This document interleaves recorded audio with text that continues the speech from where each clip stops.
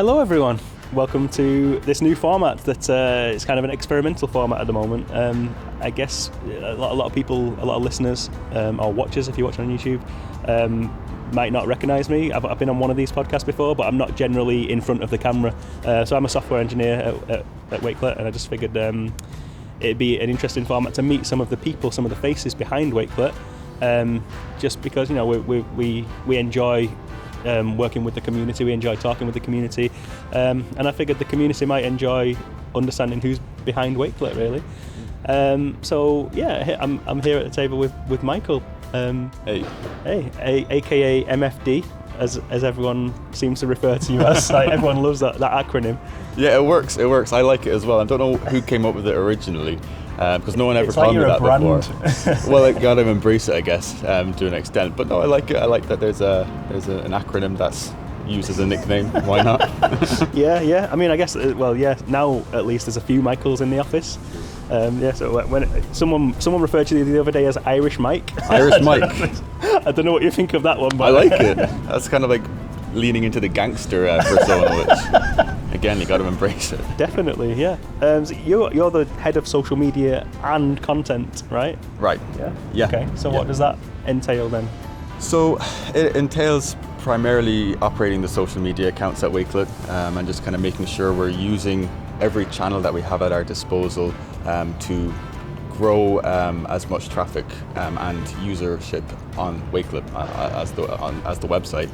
So this kind of a day-to-day would be operating campaigns, building out campaigns, speaking to members of the community, speaking to members of the community team, getting insight into what the audience, for want of a better word, is looking to engage with, what's going to be helpful for them, and what will really encourage them to use Wakelet for a number of different use cases, whether it's inside the education space or outside the education space as well.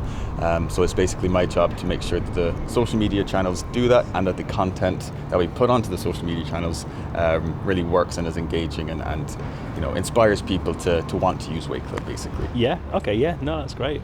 So are you behind the Wakelet Twitter handle then? Is that you? Exactly. I don't actually know the answer to that. Yeah. It's a number of people. I mean, it is a number of people. It's certainly a team effort. So there are people who help with writing the tweets, of course. Elle and Sam are the amazing designers. They create the content, and Marcus as well with the video content. Yeah. So I can't really take credit for that. But essentially, when Wakelet tweets, the majority of the time it's me that writes the tweets, and it's me that kind of interacts with the people on Twitter and on Facebook and Instagram as well. Okay. Yeah, awesome. Do you enjoy doing that? I do. Yeah. Do you get home and you're kind of like, oh, I'm so sick of social media now, I don't even want to look at Instagram, Twitter, for your own personal ones? Pretty much. I remember there was a morning I woke up and I realized that I was dreaming in the format of tweets. It's hard to really put that into words as to what that actually means. Memes. Yeah. And I find that I speak in short bursts, within a character limit. Like my contribution to conversations are very much like between 3 and 4 sentences. I think that's a product. I love the idea of that, like having to stop yourself, like, oh, I'm at the end of my tweet now, I can't elaborate. But for the most part, no, I really enjoy it. And the beauty of working at Wakelet is that you kind of help out with other projects as well. So if I'm doing a podcast, for example, or if I'm jumping on a webinar or whatever it is, I help out in plenty of different areas. So no, I love what I do. It's a very, very social role, isn't it? It is. Yeah. And it's you're involved in everything pretty much, because social media is our main platform for the marketing campaigns for the majority of the time. So anything that's happening, I'm involved, which is great. Great, that's awesome. Yeah. So a little bit about you, a bit more about of your personal life. So you're from a little village called Inishannon. Yeah. Have I said that right? Pretty much. Yeah. Inishannon, in the south of Ireland, near Cork, right? Yeah. Okay. Yeah. How was that as a contrast to living in Manchester? Like, what's the... Yeah, interesting question. So where I come from is a very scenic part of the south of Ireland. It's like 20 minutes away from the coast. It looked beautiful from what I saw. I mean, I've obviously never been there, but I had a look before this just to kind of like give myself a little insight into where you're from. Yeah, no, it is beautiful, and people come from far and wide to visit. So it's a nice little village. It's peaceful, it's quiet. Growing up there, I can't complain because it's the perfect place to grow up, basically. Yeah, definitely. I think there was a point in my life where I finished high school and I was going to university, and I thought, okay, I'm looking for something a little bit more vibrant, a little bit more fast-paced. So I saw Manchester, and I have connections in Manchester already. So it was a no-brainer for me to move here. And I love Manchester. It's like I say, more fast-paced. There's more going on. It's a great place. Okay. Yeah. No, that's great. I don't know much about Cork either. I don't know kind of. It's the nearest city to Inishannon, right? Like, would that be the place? Like, if you're growing up there and you want to go on a night out, would you be like, oh, come on, let's all get on a bus and go to Cork? Like, is that a thing that happens? That is an insight into my teenage years that send a shiver down my spine. I don't know why. We're all going to Cork. Come on. Yeah, it literally is. We would rent out a bus. On if it's St. Patrick's Day, of course, is a big one, or the build up to Christmas time is very very popular in Ireland for going on nights out. So we used to rent buses, go up to Cork, and go to various pubs and bars there. Cork's a nice place, I'd encourage anybody to visit. It's like a very Irish city. It's not very big. It's not as big as Manchester. But there's a lot to do there, and the people are really friendly, I think. That's actually a similarity between Cork and Manchester, is that people are really down to earth, grounded, happy to have a conversation. I think that can be said for a lot of for Ireland in general. To be honest, I think from my point of view, the Irish people have like a reputation for just being so homely and friendly, and the best fans in the world when it comes to football, right? Absolutely. As opposed to the English fans, which I'm quite ashamed of, probably the worst in the world, but but we're certainly very passionate fans. Have you been to Ireland in the past? I've never been. It's somewhere I've always wanted to go, and I will go within the next few years, I think. It's just I've just never had the opportunity to go, unfortunately. I think people always assume if you're visiting Ireland, you've got to go to Dublin, and Dublin's great. A lot of my family are from Dublin, but I think to get the full Irish experience, you've got to go into the wilds, find the coastline where it's like strong wind, strong rain, experience that, and then find a nice little pub somewhere or a cafe, and just because like you mentioned the coastline, and like that's something that I didn't even consider, that where you grew up at least is a good surfing spot, right? And you're into surfing yourself? And you even have been surfing with your dog? Is that a thing? Like, I was like, was that on the board as well? Like, I've seen YouTube videos. The dog does the paddling and I do the surfing. No, the dog is a spectator for the most part. Okay. But I guess something that not a lot of people know about me is that growing up I loved surfing. Like I say, being close to the Irish coastline, is a very scenic place, and I spent a lot of time surfing, kayaking. How's canoeing. the temperature of the water? It's freezing. I bet it is, It's brutally cold. It's painful. But you kind of build up a tolerance to it. That's part of the fun of it is kind of like enduring that initial shock. dive in and that just get over it. The point is like, is this worth it? But it is worth it, and I think I've heard people say that submerging yourself into freezing cold waters is actually very good for you. I've heard that too. Yeah. So combining that with the fun of surfing and the exhilarating of surfing's it's hard to describe the adrenaline rush of surfing. No, I completely agree. I mean, I'm probably nowhere near to your level, but I have surfed myself in the past down in Newquay in Cornwall. Oh, nice. I used to live there for a little while, and I had a board myself. But I would never call myself a pro. It was just very much a hobby and just something that I thought was quite fun. For me as well. Honestly, I think if I tried to surf now, it's been a good 2 years, I think, since I've done. I don't think I'd be able to do a very good job. But do you still have your board back at home? No. We used to always rent the boards. Fair enough. Yeah. But there was this really cool guy that had like a shop right by the beach that would just rent boards out, and they'd see me coming in the car and think, okay, we got to prepare. Cool. Prepare the board, but no, it's fun and it's a great hobby. It's a great thing to do. Me and my brother used to do it a lot together, and a couple of other mates as well. So cool. Okay. Cool. I love it. You're at least a little bit into football. Am I right in saying that? Yeah. Yeah, and you grew up near Cork. So did another famous footballer, Roy Keane. Is that right? So Roy Keane is a footballer who, for those that don't know, played for Ireland and for Man United. I hear you met him as a kid, is that right? Yeah. What happened? I know what happened because somebody asked me to ask you. I'm not sure if there's a bleep out functionality on the podcast, but he wasn't the most friendly As a kid who looked up to someone like him, that must have been quite a bit of a shock to the system. A shock, yeah. But at the same time, you know, it's exactly what you'd expect. I was going to say exactly the same thing. He's known for being very blunt, let's say. Yeah. You'd almost be disappointed if he was really friendly. I mean, if Roy Keane, if you meet him and he gives you a hug and a kiss, you know, you're just like, what's going on here? You know, you'd be disappointed. But I was as a young child walking away from that borderline traumatic experience. I think I may have wept for a few days, but it's great to meet him. He's a cool guy. It is a cool story. I still think he's great. Also, just very quickly, I think I probably know the answer to this, but who did you support in the Euros final? In the Euros final, was it Italy? It was Italy. It's okay, that's fine. I'm sorry. No. Because I saw the pain that the English went through in that game, and to be fair, watching the penalties, it was gut wrenching, and even someone who was supporting Italy, I felt bad, but no.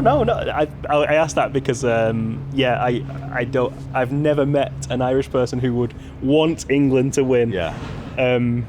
Because of the way that our fans are. I think a lot of it is looking at our fans and just being like, you know, that whole "it's coming home" thing. I think it got a bit old towards the end. Well, I don't know if you saw. Perhaps you were too deep into tears at this point. But one of the Italian defenders went up to the camera and says, "It's coming to Rome." He did, yeah, that's right. Which was a dagger in the heart of the English, but a moment of pure joy for the Irish and there Italians. was a lot of cursing going on, I think, at that moment from a lot of people's home. Yeah, no, it was a good game, and I respect the English football team because they did really well.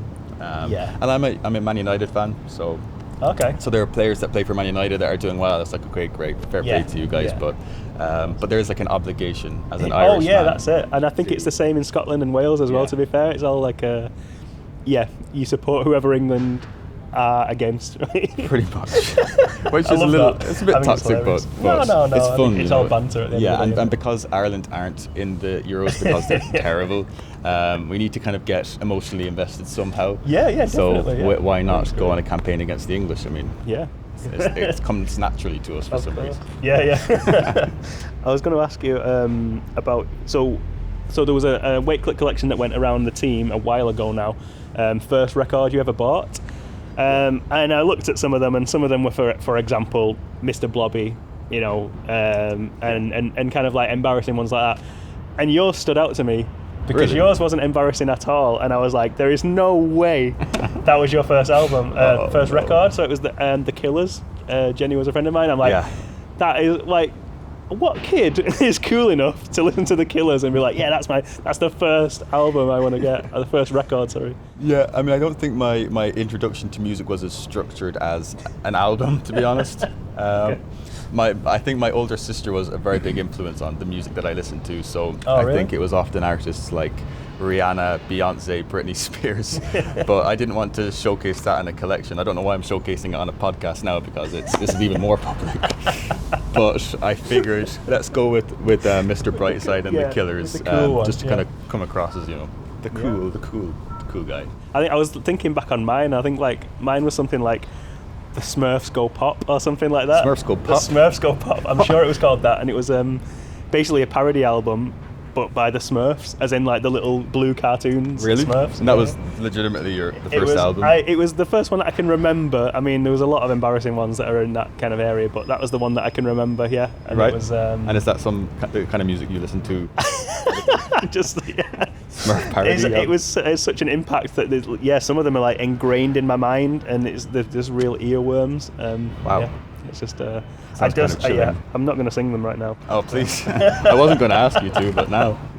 There was oh no, do you know what? It's just going to be, it'll be good. Random question. Zombie apocalypse. Oh, I love this. Zombie apocalypse happens and you have to pick 3 people from Wakelet to be on your team, your survival team. Okay. Who are you picking? That's a really interesting question, and I actually think about this a lot. I'm not sure why I think about zombie apocalypse, but I think it's like... I think a lot of people do secretly, whether they admit it or not. I think a lot of people think, if there was an apocalypse, what would I do? And you have a little plan. Maybe it might not be all the way thought out, but at least a beginning plan. Do you have that plan? Oh, I have a 5-year plan. Minute detail. Okay. I don't. I mean, this 5 years is like, it's got. Yeah, you have to pick 3 Wakelet people. Okay. Oh, okay. 3 Wakelet people. And they're your survival crew. So like, who are you picking and why? Like, I like how serious you're taking this. You're really thinking about it. I mean, you never know. Oh, this is hard. So yeah, just like I'd fire people out. I think like Yeah, okay. I'm gonna try and be resourceful here, and I'm trying to think from a practical sense. Like if you're out in the wild, you need someone that's able to survive. Mm-hmm. Okay. But I don't know who. Are Who's you able got to those? survive in the wild, Sean? Can you come with I me, mean, please? sure, I'd give it a shot. You know. Okay. Yeah, I'll probably be the first to dive. To be honest. Oh, really? Okay. Well, maybe I should retract suggesting just- you come along. Yeah. Okay. I think I'd go with Marcus Brooks. You know, Yeah. Okay. The man behind the camera. the man behind the camera. Yeah. I mean, I guess we always need someone to document the experience. Right? exactly. I mean, what better vlog than the actual zombie apocalypse? Yeah. Yeah. I It's love like that. Yeah. it's like a Bear Grylls kind of format. I'm Bear Grylls navigating the zombies and other apocalyptic elements, and Marcus is filming. I'd watch it. Yeah. Totally. Yeah. Yeah. If there was electricity and stuff in this world, you know, let's assume there is. Okay, well let's hope Marcus has access to some really good batteries or Definitely. Yeah. equipment and doesn't mind filming me as he as we I flee think the he'd zombies. take pleasure in that. Yeah. Okay. Okay, 2 more people. Okay, I realize I'm taking ages with this, but That's okay.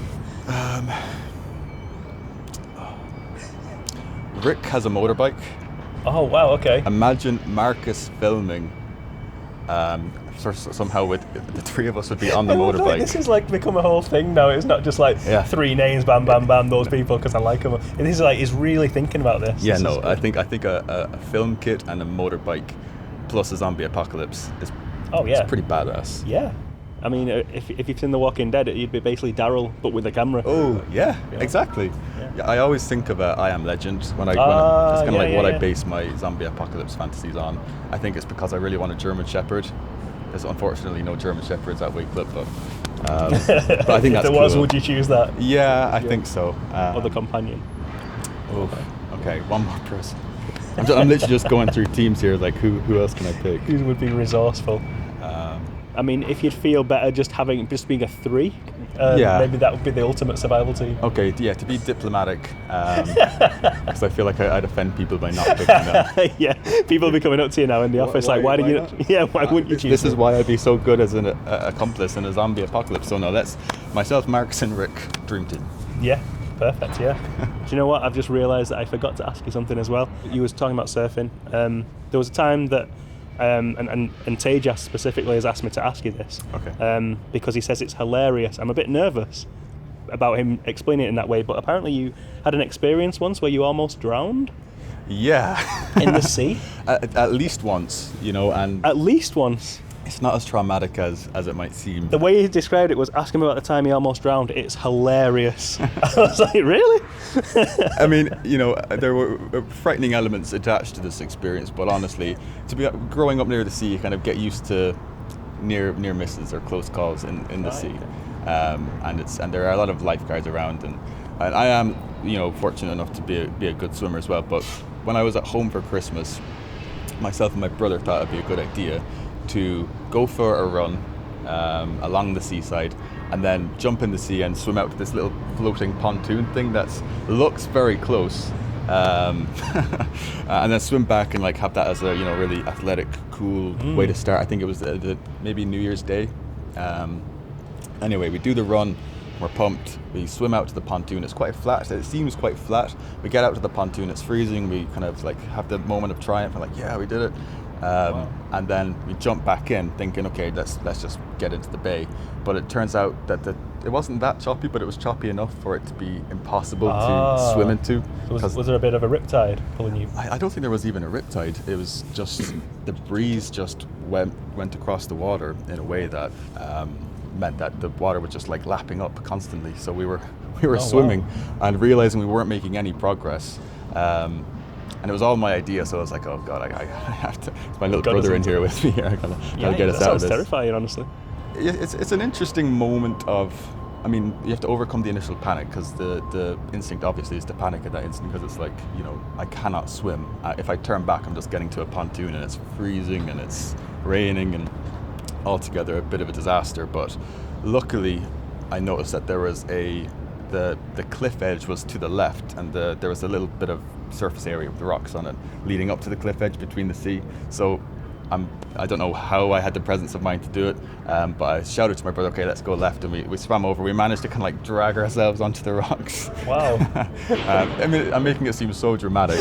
I think in my head it's so dramatic. It's like a movie scene in my head. Yeah, well, it was a bit like that, but we managed to get ourselves onto the rocks, and then kind of like drag ourselves into the bay, and then Wow. it was a bit embarrassing. What was that conversation like afterwards, just lying there in the bay? Sputtering up some water. Yeah. Wow. I think it was we deserved our comeuppance because we were so cocky in our like we're gonna run and we're gonna swim out into the sea.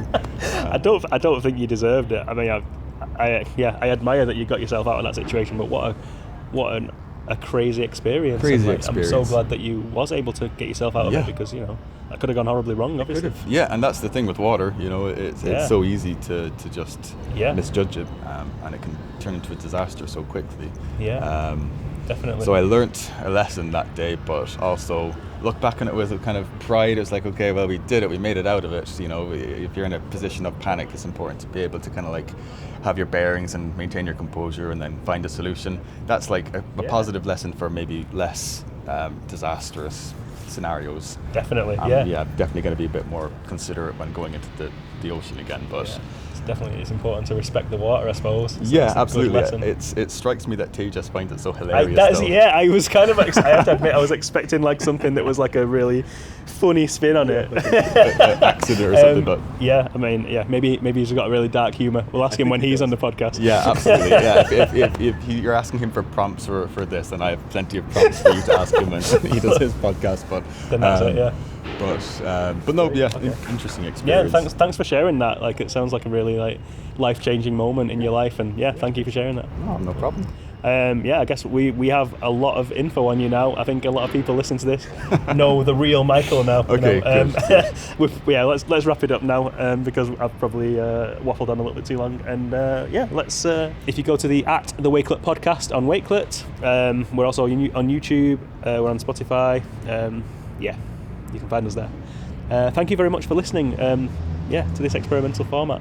Thank you very much for being my guest on the show. Thank you, son. Really enjoyed it. It's awesome. Great. See you soon.